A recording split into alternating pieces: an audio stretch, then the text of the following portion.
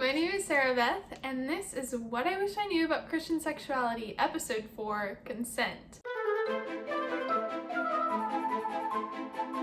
So I made this episode originally a part of the next episode, which is harmful sexuality, but understanding how sensitive the next episode is, I wanted to separate the two and just make it really quick and simple what consent is, because it's really important. I think a lot of people think of consent and then they think of no means no, but consent is just as much about what you don't want to do as it is about what you do want to do. So let's look into it. So what is consent? Consent is the ongoing process of discussing boundaries and what you're comfortable with. Consent cannot be given by individuals who are intoxicated, incapacitated, underage, asleep, or unconscious. If someone agrees to an activity under threat or intimidation, that is also not consent because it was not given freely. Unequal power dynamics like an employee and their superior, or a student and a teacher, are also places where consent cannot be given freely. If you're going to leave with any knowledge about consent today, you should know at least two things. First, consent should happen with any kind of activity, and precedent has no place here. Just because you did it before does not mean that you have permission to do it again, and just because you did it before does not mean that you have to do it again. So you can change your mind at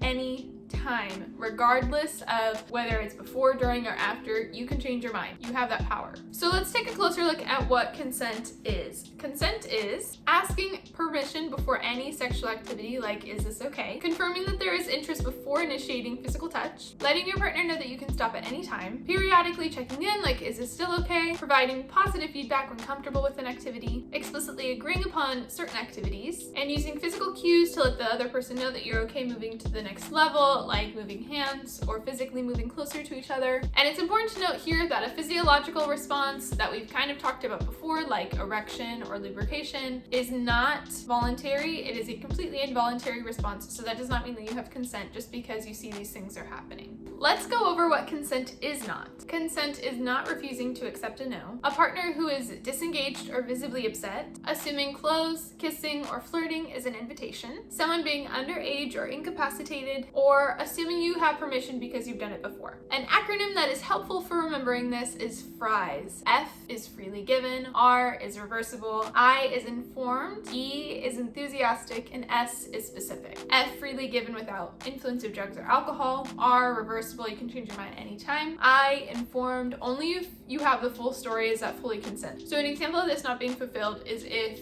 you agree to have sex on the terms that your partner is wearing a condom, and if they don't wear a condom, then that is not informed consent. Enthusiastic is what you want to do genuinely, not what you're expected to do. And S for specific, just because you said yes to one thing does not mean that you said yes to everything. I think it's really important to talk about marriage and consent especially. In marriage, consent is just as valid as outside of marriage. We need to address the elephant in the room. Just because you're married, you're not going to be having sex all the time. It's still on your own terms. You should be in agreement with your partner in everything that you decide to do, even outside of your physical relationship. It's important in order to build intimacy and trust that you're always communicating with each other. And this is exactly what consent is. It's just a form of communication. And so like we talked about at the beginning, consent is just as much what you don't want to do as it is about what you do want to do. So let's talk about boundaries. So in order to make sure that my video doesn't get flagged, I'm not going to give specific boundaries.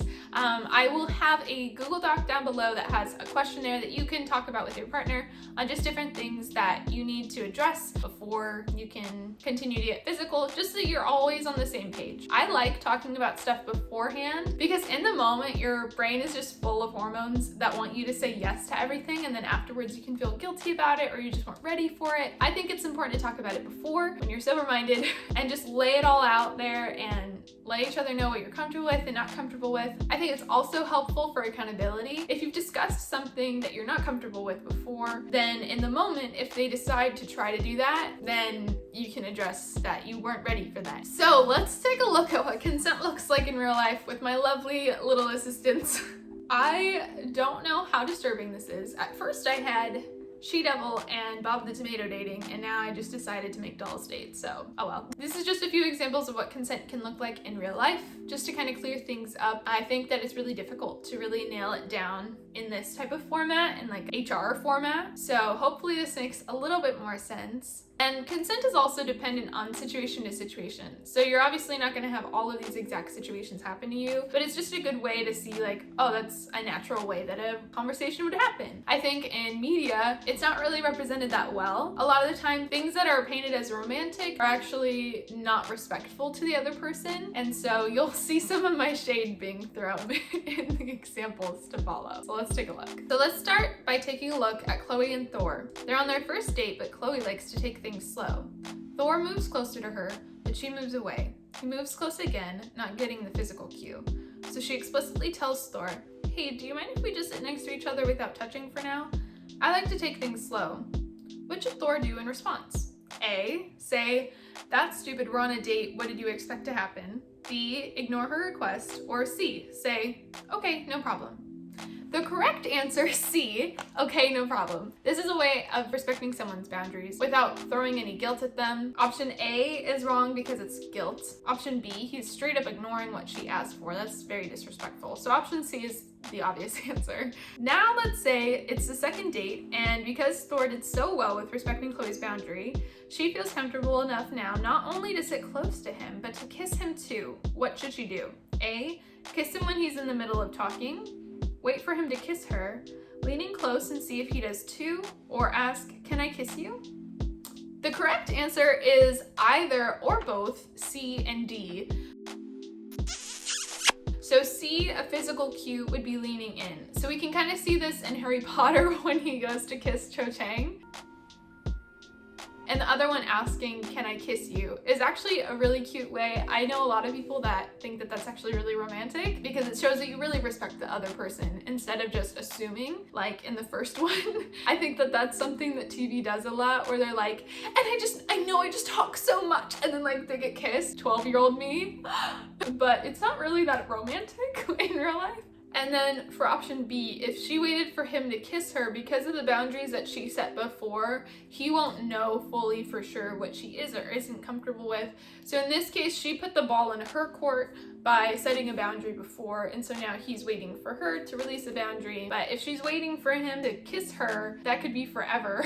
So if she wants to, she should just go and lean in or ask to kiss him. So now we have Barbie and Ken have been dating for a few months now. So let's say they're making out and Barbie wants to take Ken's shirt off, but they haven't talked about this boundary yet. Ken isn't ready for that, so he pulls his shirt back down and they proceed kissing. Maybe next time, after he and Barbie talk, he'll be ready to do that with her.